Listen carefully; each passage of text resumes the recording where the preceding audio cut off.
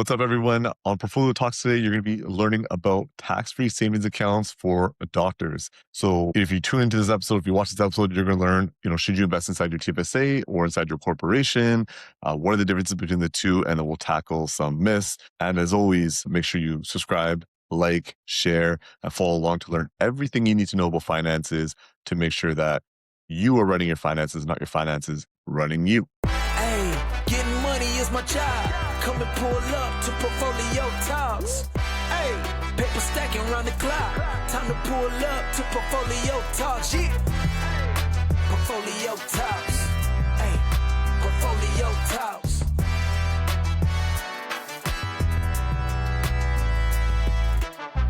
Everyone, welcome to episode 2 of Portfolio Talks. This is the revamped version, the better version, to be honest. We had a lot of great feedback from our first episode, and we're excited to bring you episode 2, which is going to be talking about tax-free savings accounts versus corporate investment accounts, and where should doctors be investing first. As always, you have myself, Vishal, Tyson Nagasaka, both from Portfolio Planning. We are your financial planners. We'll be prescribing your financial plan. And like most things that you guys know in the healthcare world, preventative health is so important. Hence why you dentists are telling your patients to floss and mouthwash and use the tongue scrubbers. And doctors are saying to, reduce salt and exercise. Optometrists, practicing good eye health and eye drops. All this stuff is preventative health. This podcast is to be preventative health, but for your finances. So if we can help you mitigate the landmines of financial issues that we see our clients have by the time they hire us, it's so hard to go back and fix things. And, sometimes the damage is done. You can fix it going forward, but you can't go backwards. We hope those of you that are listening are able to learn and navigate the financial world a little bit better. And if you're joining us from our Facebook group, it's fantastic. We're going to tackle those mailbag questions as always. Yeah, before we jump into it, Tyson, anything to add to get the audience all excited about tax-free savings accounts? No, tax-free savings account is one of those things. It's funny because the naming structure, right? I mean, it's given. We didn't choose it. It's a government thing. And just leave it to the government to screw up how to name things and create the worst acronym possible. And there's a whole bunch of the other ones. We're not going to talk about them on this episode. But yeah, I still see a lot of people. They have a literal savings account at the bank with cash in it, and they feel like they've accomplished their tax-free savings account mission. It's because the education around it is terrible. Yeah, honestly, I thought the government always does it perfectly every single time, right? No misses at all. But that's not the case with the TFSA. So here, let me paint a picture for you guys on the podcast, those of you that are watching and listening in. So the problem is you're a doctor, you earn more than you need to spend. So you're starting to have money swell up inside of your corporation or your corporate investment account. So that's kind of like your pain point is you have money that's sitting there. Everywhere you look, people are telling you to invest things differently, but that's as simple as possible. You have more money than you need to spend. You've incorporated. Now that money's sitting in your corporate account, and you don't want to pull all that money personally because you're scared of paying tax, but you don't know what to do with it corporately. So you're sitting in like purgatory and you don't really know what's going on. But when you think about your life goals, what you really want to have is flexibility in the long term. You don't want to always be stuck working in clinics, in your patients' mouths or looking into their eyes. You want to do it as a hobby, right? Not so much as a job, but you want to stare into people's eyes as a hobby. All those things need to happen, but I don't know how to get there. That's what we're going to talk about today, because probably what happens if you're like most of our clients, when you start talking to your colleagues, you hear 4 different opinions from 3 different people. And they're like, oh, no, you should do this. Oh, my guy told me to do this. Oh, I read this online. And then you get processed by analysis. You don't know what to do. So you do nothing. Here's what we're going to tackle. Tax-free savings account versus corporate non-registered account. So just to kind of give a landscape of things, your tax-free savings account is on your personal side. We talk about this all the time. Think of yourself as 2 different entities, whether it's happening now or in the near future. If you're a brand new doc, probably isn't relevant for you yet because you're just running as a sole proprietor, but usually year 3-ish and going forward, you'll have 2 separate entities. It'll be your corporation or your medco or your professional corporation, and then you personally. And you have running your finances 2 different ways, 2 different bank accounts. Everything is like 2 different people, essentially. So your tax-free savings account can only be held on the personal side. So, Portfolio Planning can't hold the TFSA, Vishal can. So a tax-free savings account is under my name. It's personally registered with the CRA, so it's going to have preferential tax treatment. That's your TFSA. Your non-registered investments are basically sitting inside your corporation. So you get paid, you bill out, let's say, for example, MSP, they pay you, and that money is sitting in your corporate account. That is now corporate dollars. And if you start investing it or have it sitting in a GIC or a high interest savings account, you're going to be getting non-registered investment income. And they are taxed very differently. They serve very different purposes. But when we're talking about non-reg versus a TFSA, that's kind of where things are at. Tyson, let's just jump right into the first segment, which is Mythbusters, things that we hear all the time. So what we hear often when people first meet with us is, oh, I heard like TFSAs don't really matter if you're high income earner because you can just leave your money inside your corporation and invest it. So talk to the audience about that. Yeah. I mean, there's only so many things in Canada as a Canadian that are tax-free. And so to not utilize it doesn't make any sense. I'm going to talk a little bit about what those things are in a later segment. But there's only 4 things that are tax-free in Canada. And if you're not utilizing it, it's not going to change your life if you've got millions and millions of dollars inside your corp as retained earnings. But not using it causes a big missed opportunity. So I ran some numbers, some really simple ones.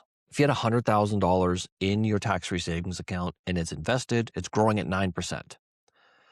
And you had $100,000 in your corporate investment account, it's growing at 9%. The tax-free-ness of the tax-free savings account, over 30 years, you'd grow to $1.3 million. Inside your non-registered corporate investment account, you'd grow to $700,000. So the delta is like $500,000 on that opportunity invested over the long term. That's not including adding new money. And if the government decides to have years where you can contribute more to your tax-free savings account, those numbers could be even more beneficial to you. So as a long-term investment vehicle, there's really nothing else that's totally tax-free for you. Seems silly to not. 100%. Silly is one word for it. But yeah, definitely, just to add on to that, what a lot of docs don't understand is at some point you need to get your money out of the corporate side onto the personal side. That will have to happen. It's definitively true. All of your money has to go from the corporate side to the personal side at some point.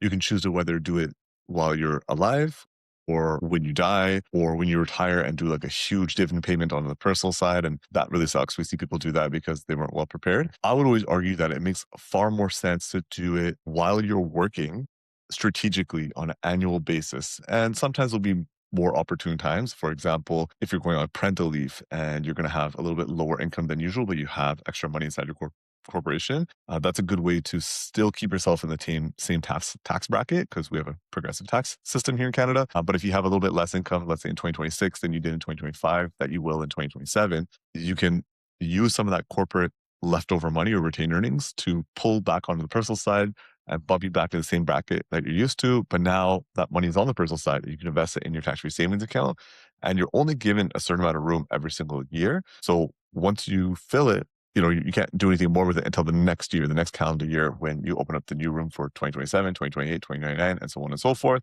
So it really is very, very important to do that, especially those of you that are young doctors, because the compounding effects of tax-free growth, to Tyson's point, is astronomical. And you really start to see it in the latter parts of your career that you have all this money on the personal side. And we start to run retirement projections. This can solve a lot of your problems because within your tax-free savings account, you're not going to have clawbacks of like old age security or things of that type. So it could really benefit you having a robust, well-performing tax-free savings account because that money has to leave your corporate structure at some point. And the tax-free savings account is one of the only ways that it can continue to grow tax-free. There's other things like your RSP that can be tax-deferred. We'll talk about that later episodes, but your TFSA is the only one that can continue to grow that tax-free, and you can invest in a wide array of stuff. TFSA, definitely, if you open it, it doesn't matter if you're a high-income earner. We hear that all the time. And, the follow-up question is like, oh, okay, interesting. Like, why do you think that is? Like, I don't know. I just heard it. So it's definitely not true. That is definitely a myth. Whether you're a high income earner or not, it really is imperative that you take advantage of your tax-free savings account and then invest inside of your tax-free savings account. Don't just have the money sit there. So that is definitely a myth. Consider it busted. What we want to go through now is teach you guys a little bit about some benefits of the tax-free savings account and some high leverage things you can learn about. So Tyson, you talked about the tax-free growth. Let's give them some hard numbers, like the rule of 72 in a TFSA. What does that look like? Yeah, well, rule of 72 is a concept that we use when we're educating to talk about how money grows, how it doubles, and how we can kind of project the timeline. So if you take the rule of 72 and you divide it into the rate of return that you're getting. In the example, we used 9%. So 9 divided into 72 means your money's doubling every 8 years. That becomes really important when we're talking about wealth building and wealth accumulation, because we want to know, if I'm 40, when I'm 65, what is this going to look like? And I have approximately 3 doubling periods in my lifetime, a working lifetime. Like those things are really important to give us an idea of like, where's the finish line? What is it going to look like? What amount of risk do I have to take? That's a huge part of our financial planning conversations. And now we start to break down a lot of the pieces it takes for somebody to accomplish like the objective. It actually starts to remove the idea of risk. So now they're focused on like that 100,000 is going to double to 200, then it's going to double to 400. So my efforts today is $400,000 24 years from now. That's awesome. Now they have an idea of where they're going to, and it's easier to hit the goal when you understand what the result is going to look like. Absolutely. Really well said. And I'll give you guys this as a real case scenario. So we love math, obviously, as financial planners. That's our second language or third language. But tax-free growth is so good because when it comes to us building plans for you guys, it's really a reverse engineering of the math. So if we know how much you're going to be spending in retirement, roughly based on your current cash flow and inflation and things like that, we can have a future value number that we need to get to at, let's say, age 55, presumably when you want to retire. Once we have that finishing point, we can reverse engineer the math and figure out what our annual contributions need to be and then what our annual rate of return needs to be to hit that finish line. And a great example is a client that we had a couple of weeks ago, husband, wife. Husband is a business owner and the wife was a physician. And when we looked at their investment portfolio, it was super high risk. There was a crypto in there, mostly capital gains investments and individual tech stocks, called them like the Meg Sevens. They're individually holding like Microsoft and Apple and things like that, which isn't horrible, but a lot of volatility. And when we were asking them about how they feel about the investment portfolio, they're both stressed about it all the time. They're like, yeah, I don't know, it's up and down. But we need to invest. We need to invest. When we did the math, they only really needed to get a 4.6% rate of return to get to their future value number. And that was considering recessionary periods, a new vehicle every 5 years, education funds for their kids, so on and so forth. But because of their income and the annual contributions they're able to do, you can actually look like, okay, well, you don't like the risk and you also don't need to take the risk because you're taking advantage of the tax-free savings account and the compounding effects that it'll have. And it's also not going to hurt you in your withdrawal period of giving back old age security money and things of that type. They can significantly ratchet down the risk. And to get a 4.6% return, you're looking at a very balanced portfolio, or if not conservatives. Right away, they're like, that's amazing. And they could just relax. I don't need to be taking big swings, but they don't want to and they don't need to. And if anything, sometimes that can actually have an adverse effect on your plan because you're taking swings and missing them. And now you need to recover from that, which we'll talk about in future episodes. But the rule of 72 within your tax-free savings account is really great for your financial planner because that's very easy math for us to do. So, what is your return net of fees, net of taxes? And the net of taxes is quite easy to calculate in your TFSA because there is no taxes in your tax-free savings account. So we really, really love that math. Hopefully that helps you guys. The other thing we want to talk about is the asset allocation strategy. So asset allocation, for those of you who don't know, is kind of like that pie chart. I don't know if you're driving and listening audio only, you can't see me talking with my hands, which I tend to do often. But if you think about that chart that shows different slivers of fixed income and bonds and equities and cash, that's a diversified portfolio. So you don't want to have all your eggs in one proverbial basket. You want to have them into different asset classes. So Tyson, how does that tie into a TFSA and where does a TFSA fit inside of building a actual balanced or diversified approach? Yeah. It's funny because the more advisors that we talk to, the amount of differing opinions is kind of hilarious. When we're looking long-term, growth-focused vehicle to build, accumulate, and retain wealth, my personal view is tax-free savings account is a growth vehicle. Some advisors will say because there's no tax on it, your tax-free savings account should be holding all of your fixed income and interest is taxed at the highest tax rate of all of the buckets that you can have in your portfolio. But rule of 72 on a $100,000 basket that's growing at 3%, it's not super impressive and you're not fully taking advantage of the tax-free capability. The other thing that we want to look at when we see portfolios and we kind of look under the hood, it's kind of like a doctor, right? Like a doctor's seen tons of patients naked, nothing surprises you anymore. So when we look at client statements, sometimes they feel like they're bearing their parts to us, but we look at it and we say, you know what? One of the things that we see that's quite common is US stocks that pay US dividends inside a Canadian tax-free savings account. What most people don't know is if you held the same stock in an RRSP or in a non-registered account, you're going to get the full benefit of those US-based stocks and their dividends. Whereas inside a tax-free savings account, there's no tax treaty with the IRS, and IRS does not like things that are tax-free, so they actually withhold 15%.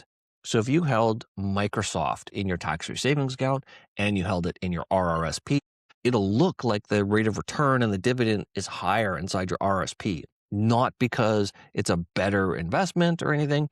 It's just because there's a tax treaty in place and IRS is not withholding or like restricting the flow through of that dividend, and they keep 15%. It's like a sales tax on your dividend. Yeah, and a lot of people don't realize that when we look and analyze investment portfolios, they have US stocks and they oh yeah, it's performing well. Oh no, I don't have clawbacks or chargebacks. I don't need to pay tax on it. But you don't realize it because it's on the sale or the crystallization of your returns. If it's a fixed income one, for example, or if it's in a I don't know, let's say if it's an index fund that gets rebalanced, it's gonna be withheld then, so you don't really notice it until you pick up the hood or put the stethoscope on it and look a little bit deeper. But yeah, so I don't really have anything to add on to that one. I think you nailed it No, perfectly. I Yeah, think the only thing that I would add on to that is like, so like, what's the solution? I just talked about the problem. What's the solution? It'll be to buy a Canadian-based version of what you're wanting. So if you're just buying the S&P 500, you're having fun in this last week or so with that. But if you just bought the S&P 500 and you bought the US version of it, you'd have to buy a Canadian version of it. So in Canada, we have like an iShares version. I think we have SPY, SPY. There's VOO. There's a bunch of different ones. And so we don't really prescribe indexes for you for those purposes. I have a preference for what I would use, but we would direct people to utilize a Canadian-based version so that your tax treatment's already baked in and you're going to get, if it says it's giving a 9% rate of return or a 5% dividend, you're getting all of that. yeah. And that's a good quick note is when you're looking to buy those indexes and you're looking at those tickers, usually there's a Canadian and a US one. So just make sure you're buying the right one and just slow down, do a little extra due diligence, and just buy the right one based on what portfolio. And it really is only mostly your TFSA that you want to be careful of. So when you're looking to buy inside of your tax-free savings account, just make sure you're looking at the Canadian version. But yeah, I think to Tyson's point, a lot of people will have different opinions on should you hold a fixed income in that portfolio or should you have your capital gains or your growth stocks inside that portfolio. What I would definitively say is you don't want to have high speculative investments inside your tax-free savings account. So we had some clients that were trying to buy like crypto or pre-IPO stuff inside their TFSA. That was a huge no-no for us because if it misses, you're losing that contribution room that you'll never get back. Plus, you can't use it to offset gains elsewhere, which I don't want to get overcomplicated with it. But basically, if there's any risk of you losing, not any risk, if there's a higher risk of you either hitting a home run or you striking out, don't do that in your tax-free savings account because the most important thing in your TFSA is the contribution room that you have accumulated up until that point. So from '09 to basically 2026, it's been accumulating and you've been granted or given extra contribution every single year. You don't want to throw that down the drain because you buy I don't know, some pre-IPO thing that someone that you met at some event one time was like, this thing's a home run. Trust me, I'm in on it too, and all that kind of stuff. Usually they want to bring a lot of people in and then they'll sell their position first. Once it plummets, then you guys are just left holding the bag. So we call those rug pulls. There's a place for those sometimes if you want to take some chances, cool, but don't ever do it in your TFSA because you don't want to lose that contribution room. And if you do have a miss, you can't use that to offset gains on a different investment that performed well. So definitely never do that in your TFSA. But there's two schools of thought, and they aren't wrong. It just depends on your situation. But if you have your dividend paying stocks inside your corporation, you get smashed with tax, which we'll talk about in a second. But if you have those same fixed income investments held inside your TFSA, you're good. And you're not going to be taxed on the fixed income that gets triggered every single time you sell it. But as long as you have a diversified portfolio, you can take a look and see, where's the best place to hold it for each person. They're gonna have a different share, right? So like some people, you might have an 80-20 mix, whereas your colleague might have a 90-10 mix, and your other colleague might have a 70-30 or 60-40. So depending how much fixed income you need to hold, you can have it in different areas, but definitely don't hold speculative high risk stocks. It just doesn't make any sense inside your TFSA. Moving on to the next one. So this is one that a lot of you will be confused about and make mistakes on, which is, we talked about that. We painted this picture before. You're a doc, you have extra money that you don't need to spend. So it's been sitting inside your corporation. So naturally, you just start investing because you don't want it to sit there and do nothing. So there's corporate passive income traps that are very, very common for those of you to fall into. And we see this countless times a week when we look at people's portfolios. They're investing inside the corporation and they don't realize the taxable impacts of it. So let's teach them, Tyson. Corporate passive income traps. What is that? How does it impact the docs? Yeah, so I think there's a lot of fear around this. And because of that, and the negativity is people don't invest. And so that's problem number one that we see. And so they might have hundreds of thousands or even $1 million or $2 million in cash or cash instruments. And the buying power of that dollar is slipping away every day. And so you want to have that money growing at a minimum, keeping pace with inflation. But we do see a lot of business owners that are conservative and they get their financial advice from the teller at the bank. And so naturally they have hundreds of thousands of dollars in GICs. GICs are interest instruments inside your corp. And so when we look at the tax schedule for what those are, you're taxed at 50%. And so if you're getting a 3% GIC inside your corporation, you're netting 1.5. That's not good. It's not a lot and it's not good. If you have foreign dividends, so if you're investing in those like Microsoft, ExxonMobil, any of the big banks in the States. So if you're holding foreign companies and they're paying foreign dividends, they're also taxed at 50% and you don't get any rebate on there. If you're holding eligible investments inside your corporation that pay eligible dividends, you're going to pay 50% tax, but you're going to get a refund. So we get something we're not going to cover it in this episode. It's another acronym, but it is called refundable dividend tax on hand, or RDTOH. So you're going to get a little bit of a rebate on that. The best one that we see is capital gains treatment on investments. And so what capital gains inside your corporate investment account allow you to do is have it kind of like a corporate RRSP. You got $100, it gets invested, it grows, it's now $300. When you go to cash that out, you have to pay tax on the $200 of gains. The tax inclusion is 50%. So 50% of the $200 is $100, and then you're taxed at 25%. So you're paying $25 on that $200 gain. So it sounds like a lot. They say it's 50%, but it's actually 50% inclusion, and then you get taxed on that. And it typically works out to about a 25% rate on capital gains. So it's much more favorable. And when we have clients that are investing, you can build even a conservative or a moderate portfolio that will be capital gains tilted, and it's going to give you a favorable tax treatment to grow that money inside your corporation. Did I hit on all the points on that one? I kind of went on a rant. Yeah, just to, I'll bring it in and kind of simplify it. So when you are investing inside your corporation, anything that's not your active business. So let's say, for example, you're an optometrist. Anything that's not your active business, so your clinic income or your eyewear or treatments, things like that, that's all active income. Anything besides that inside your corporation is going to be passive income. If you're a dentist, same thing. Your treatments or your billings, all that stuff is active income. Any investments is passive income. That's not included in that. If you're a doctor, MSP, fee for service, whatever your billing model is, that's active income. Anything else besides that is all passive income. So that gets really complicated for people of like, okay, well, it's not passive. I had to sit there and think about what to buy. That doesn't matter. It's still passive income. If you're owning real estate inside of your corporation and you're renting it out, that's also passive income.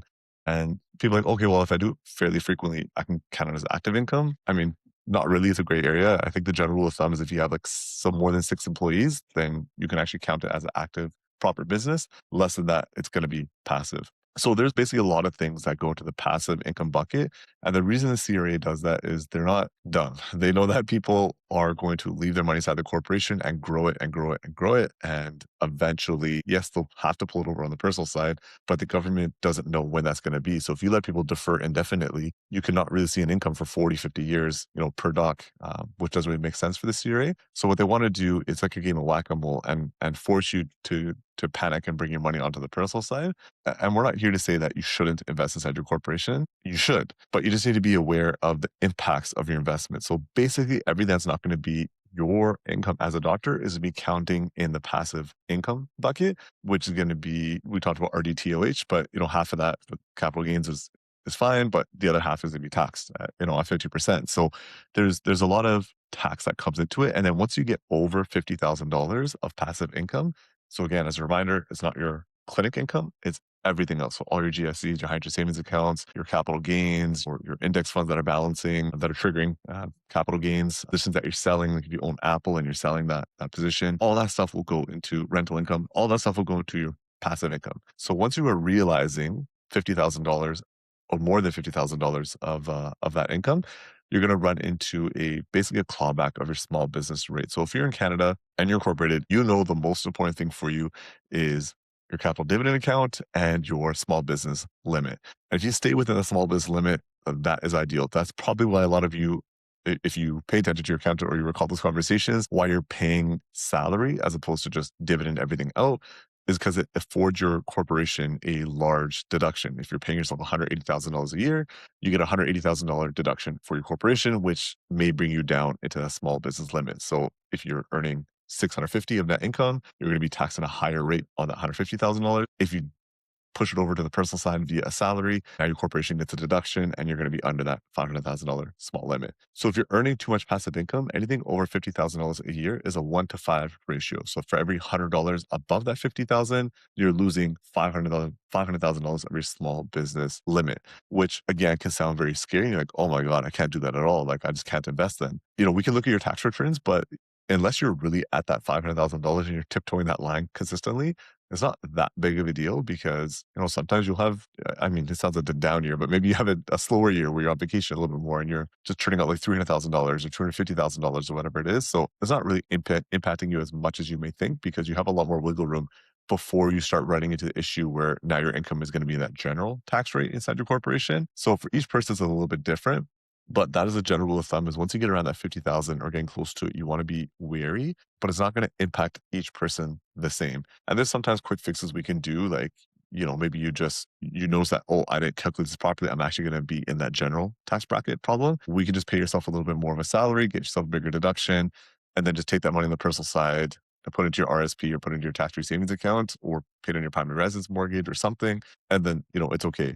And if you make that mistake, sometimes it makes sense to just bring over more money anyways, since you're in that high tax bracket anyways, we just might as well send some money over. And then if you're around that, then perhaps you want to start doing some other stuff. Like if you're having too much passive income, instead of investing inside your corporation and having more passive income problems, perhaps you want to start to pay down some corporate debt, or perhaps you want to hold actual allocations, like you want to hold Apple or hold Microsoft or hold Shopify or something like that. And then you can decide when you eventually sell that position. So you're not going to have any problems of random passive income that's just happening for you. You actually choose when to trigger, that sale and when to trigger that capital gains. Tyson kind of painted a picture of a GIC. So we just had this last week. We had a client who had about like $3.5 to $4 million inside the corporation that was all invested in GICs.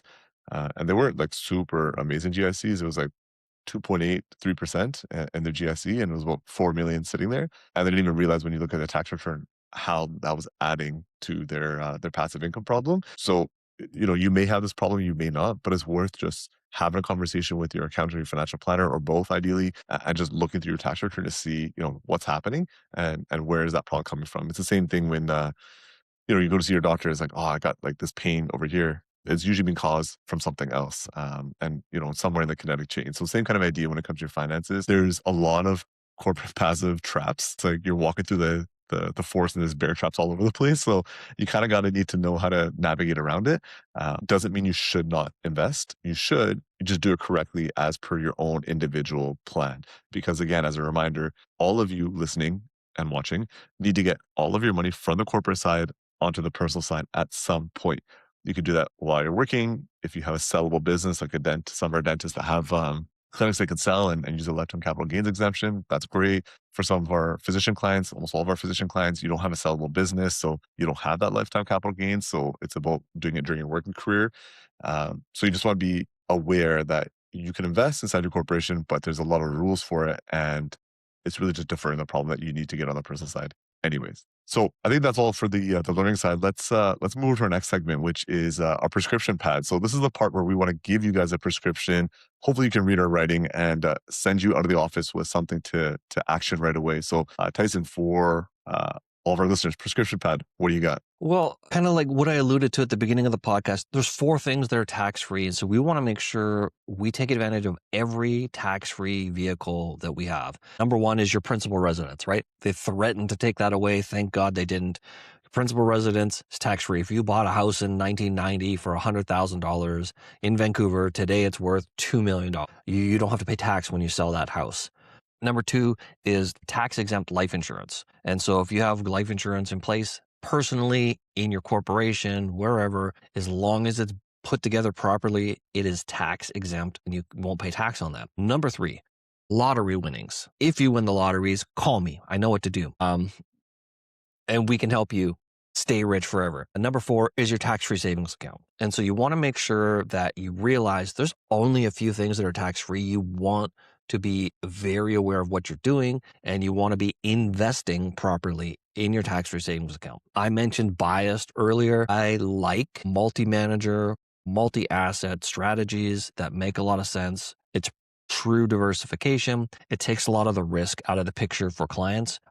The scary thing that we've been seeing is people who want to do it themselves, because you can YouTube everything, you can chat GPT everything. We get a lot of people who want to do it themselves. I was just saying to Vishal before we hit record, I took apart my dryer because I'm going to do it myself. I need to fix something.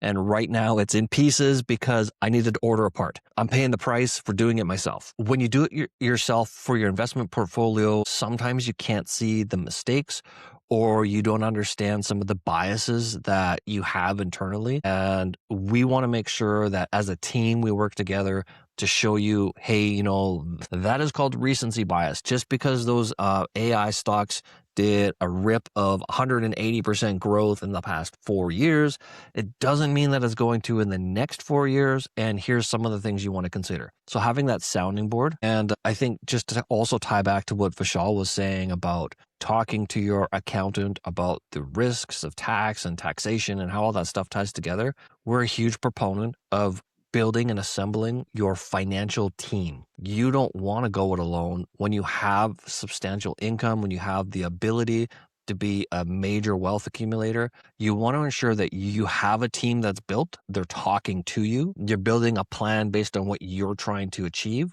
and they're all talking together. The last thing you want is to have a team of 4 or 5 professionals and they have 4 or 5 plans for you and for your future. And some of those plans are not going to be in alignment, and that's going to waste your time. That's going to waste your money. And you might not be able to achieve all of that you could had they been in alignment. Yeah, and my prescription pad for those of you that are listening would be for almost all of you. It makes sense before you start investing inside your corporation, have your TFSA maxed out. What you're going to invest in is going to be different for each and every one of you based on your own situation and your goals. But that is it's very rare in finance that we have a blanket statement, but I would say that's almost entirely all of you should have your TFSA maxed out before starting to invest inside of your corporation. So that's really simply my prescription for you.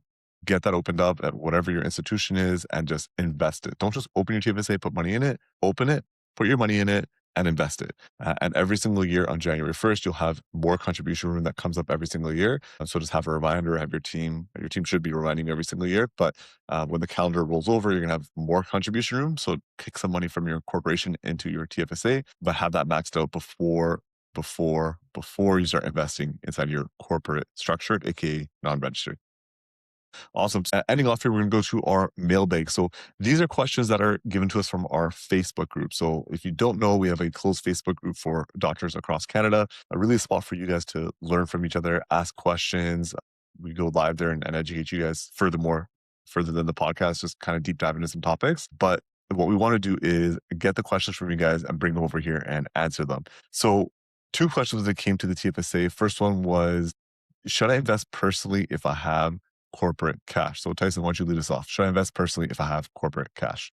Short answer is yes. Like what you were saying is getting money out of the corp is going to happen at some point. You want to have cash on the personal side because if you have incidentals, if you need a roof, if you need to replace your car, if the kids need to go to school, like you You need to want to buy a have new cash on dryer the after you personal side. DIY it.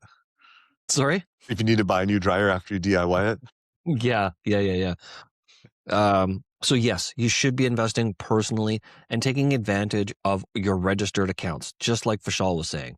You get RSP room. When you take money out of your corp, yes, you pay tax on it, but if you put it into your RSP, you get a refund on the personal side. It's not a net zero, but it's pretty close. And so ensuring that you have taken advantage of the registered accounts that are available to you is part of the planning that your financial team should be doing to look at how do we help you achieve and maximize and take advantage of all of the simple things that you can do to make your situation better and more efficient with your cash flow. That being said, sometimes you're going to have cash in your corp and you're saying, I'm going to wait. We're in March right now. My corporate year ends not till November. I don't want to really do anything. Well, you can invest that and you can even be really conservative with that while you wait for your year end to wrap up because you might have new equipment purchase. You might have to do something inside the business. And so you do need cash there as well. I understand that. So we're not saying that it's all or nothing for either way. But yes, you should have some personal investments and you should have some corporate investments. Yeah, I agree. Just to add on to that is, yeah, definitely invest personally if you have corporate cash because I keep hitting the same thing home is you need to have your money on the personal side at some point. So if you have debt that's accruing interest, not so much credit card. A lot of our clients, I don't even know if any of our clients really have huge credit card issues. It's more so like your student line of credit or things like that. If you have that, that's investing it kind of because you're taking what would possibly cause you a tax problem investing inside your corporation, bring it to the personal side and paying off debt. That will give you risk-free rate of return. So if you have like a 7% interest rate on your line of credit, you can take that money, pay off your line of credit, get a guaranteed rate of return of 7% before any market volatility is even in the question. You also have your tax-free savings account. We talked about it earlier about the math of the rule of 72 in your tax-free savings account. So that's always really important. So yes, you should almost always invest personally if you have corporate cash until the point that you kind of fill up your TFSA, you got rid of your bad debt, and then it's a conversation of when and if RSPs make sense for you. And we'll talk about that in later episodes. But yes, you should definitely fill up those spots if you have the money on the corporate side. And I should also preface that by saying, doesn't mean you take all of your money out right away. All the money you take from the corporate to the personal side is going to trigger personal tax. So you want to make sure it's blended. And that's kind of the good thing. As much as people, for lack of a better word, shit on the Canadian tax system, the nice thing about it is it's very integrated and blended. So you're paying the tax somewhere, whether it's corporately or personally. The math usually ends up being the same. But if you have years of fluctuating income, and we can kind of foresee that as your planners of knowing that you're starting a family the next little bit, or you got this large vacation, or you're going back to school to add on a new specialization. Those are kind of things that we can see of like, okay, we'll defer this and pull the money out a little bit later, things of that type. But anyways, go to the next one is dividend investing smarter inside of your corporation or your tax-free savings account. We kind of already talked about this, but let's just answer quick again, Tyson. Dividend investing, is it smarter inside of your corporation or personally? I think you're going to end up having some dividend paying investments inside both portfolios. I think just being aware of how they're taxed and choosing the correct setup ahead of time makes a lot of sense. So if you're holding foreign dividend paying companies in your corporate investment account, just understand that you're going to pay tax on that when you get those dividends. It's a little bit higher tax rate. It's kind of equivalent to having the foreign investments inside your tax-free savings account.